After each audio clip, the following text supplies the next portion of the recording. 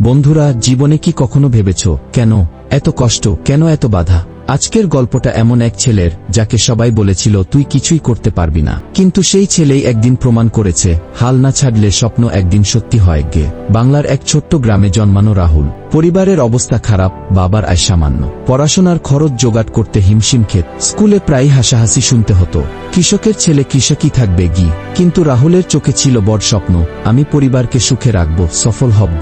দিনে কাজ করত চায়ের দোকানে, রাতে কেরোসিনের আলো পড়ত, বন্ধুরা খেলতে যেত, সে টিউশনি করত।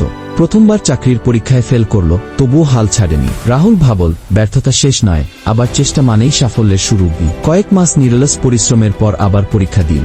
গ্রামের মানুষ হাসল, কিন্তু এবার ফলাফলে রাহুল প্রথম। পুরো গ্রাম স্তব্ধ। আজ রাহুল বড় অফিসার। যে পরিবার একসময় অনাহারে দিন কাটাত, আজ তাদের মুখে হাসি।